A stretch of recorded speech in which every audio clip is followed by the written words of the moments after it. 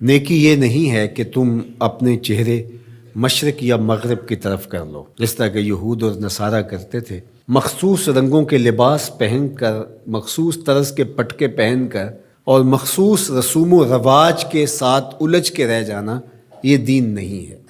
لیس البر، یہ نیکی نہیں ہے، ان تولو، کہ تم پھیر لو، وجوہکم، اپنے چہروں کو، قبل المشرق والمغرب، مشرق اور مغرب کی طرف، ولکن البر من آمن باللہ، نیکی کیا ہے کہ کوئی اللہ پر ایمان لائے، اس کا دل اپنے رب کو مانے۔ تو نیکی کی حقیقت یہ ہے کہ آپ اپنے رب کے ہو جائیں۔ جب رب کے ہو جائیں گے تو پھر اس کے دیے ہوئے نظام کو آپ من و عن تسلیم کریں گے۔ اٹھنے بیٹھنے سے لے کر انداز معاشرت تک، امور سیاست سے لے کر طرز حیات تک، کاروبار سے لے کر نجی زندگی تک، آپ کی زندگی کا ایک گوشہ اپنے رب کے دیے ہوئے نظام کی مطابقت میں ہوگا۔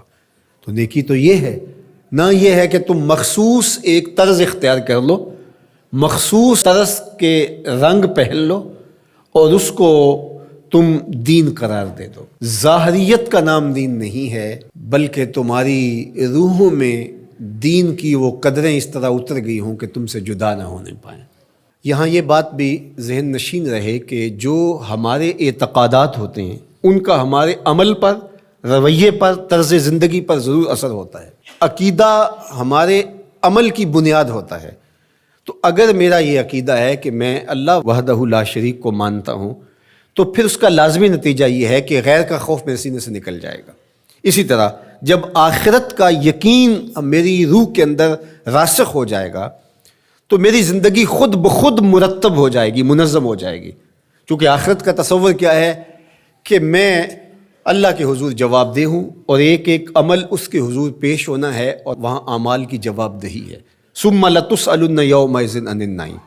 تو پھر کس طرح میں بند کمرے کے اندر بھی جرم کر سکتا ہوں جب یہ عقیدہ میرے ساتھ جڑ گیا ہے؟ جب ہم اپنے عمل میں کمزور ہوتے ہیں تو ہمارے عقیدے کے اندر کچھ جھول ہوتی ہے، کمزوری ہوتی ہے، اس کمزوری کی وجہ سے عمل کمزور ہوتا ہے۔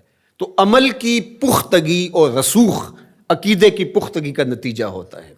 تو اس لیے سب سے پہلے جو چیزیں بیان فرمائی ان کا تعلق جڑا تھا عقائد سے۔ اب دوسری بات جو بر کی تشریح کرتے ہوئے ارشاد فرمایا، وَآتَ الْمَالَ عَلَىٰ حُبِّهِ ذَوِي الْقُرْبَىٰ وَالْيَتَامَىٰ وَالْمَسَاكِينَ وَابْنَ السَّبِيلِ وَالسَّائِلِينَ وَفِي الرِّقَابِ، اور مال کو خرچ کرنا علی حبہ، اس کی محبت کے باوصف۔ مال کی اگر محبت یا ضرورت نہیں ہے تو پھر اس کو خرچ کر دینا، صرف کر دینا، یہ کمال نہیں ہوتا۔ کمال اس وقت ہے جب اس کی شدید احتیاج آپ کو بھی موجود ہو۔ اس لیے صحت مند آدمی جو جوان بھی ہو اور اس کو ضرورت بھی ہو، اس کا صدقہ کرنا اس کے صدقے کرنے سے بہتر ہے جو مخمصے کے عالم کے اندر جب موت و حیات کی کشمکش ہو تو وہ صدقہ کر دے، اپنا مال خیرات کر دے۔ عمومی طور پہ ایک مخفی دولت کی محبت جو ہمارے سینوں میں ایک حد تک موجود ہوتی ہے، وہ یہ ہے کہ جب اللہ ہمیں مال دیتا ہے تو بعض اوقات کچھ لوگ کہتے ہیں کہ ابھی میں اس مال کو بڑھاتا چلا جاؤں گا اور اپنی ساری ضروریات بھی پورا کرتا چلا جاؤں گا اور بہت حجم ہو جائے گا تو پھر اس سے کوئی بڑا کام کروں گا۔ وہ ایک ہدف لیتا ہے بڑے کام کا اور مال کو ضرورت کے باوجود خرچ نہیں کرتا۔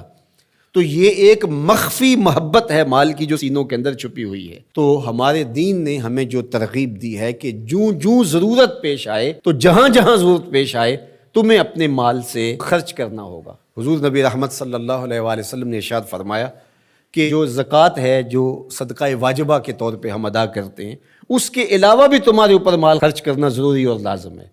اور اس کے مصارف یہاں بیان فرما دیے، اور وہ مصارف کیا ہے آپ ذرا غور کیجئے۔ فرمایا ذوی القربیٰ، سب سے پہلا جو رکھا وہ ذوی القربیٰ، رشتہ دار رکھے۔ باقی لوگوں پر خرچ کرنے سے پورا ثواب ملتا ہے اور رشتہ داروں پر خرچ کرنے سے دوہرا ثواب ملتا ہے۔ والیتامى، اور یتیموں کو، والمساکین، اور مسکین۔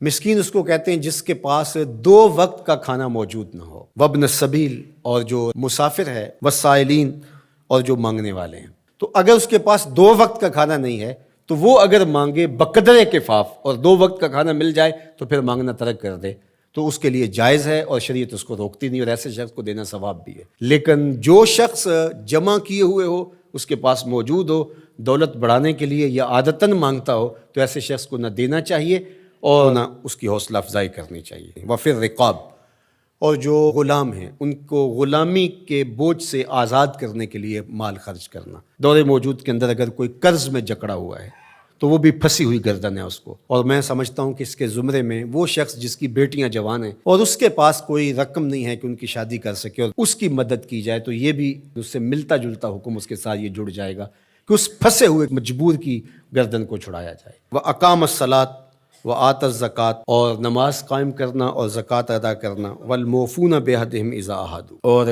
عہد کو پورا کرنا جب وہ عہد کر بیٹھے، وَالصَّابِرِينَ، اور صبر کرنے والے، فی الباساء والضراء وحین الباس، غربت، بیماری، حالت جنگ میں استقامت اور ثبات کے ساتھ کھڑا رہے۔ اب یہ بیان کرنے کے بعد فرمایا اولئک الذین صدقوا، یہ وہ لوگ ہیں جو سچے اور پکے مومن ہیں، جو ان خوبیوں کے حامل ہیں، جو عبادات کے اندر، اعتقادات کے اندر، رویوں کے اندر، طرز زندگی کے اندر، انداز معاشرت کے اندر، سب میں کمال مرتبے پہ فائز المرام ہیں، یہ سچے لوگ ہیں۔ اور فرمایا وَأُولَٰئِکَ هُمُ الْمُتَّقُونَ، اور تقوی کے نور سے مالا مال بھی یہی لوگ ہیں جن کے اعتقادات بھی خوبصورت، جن کی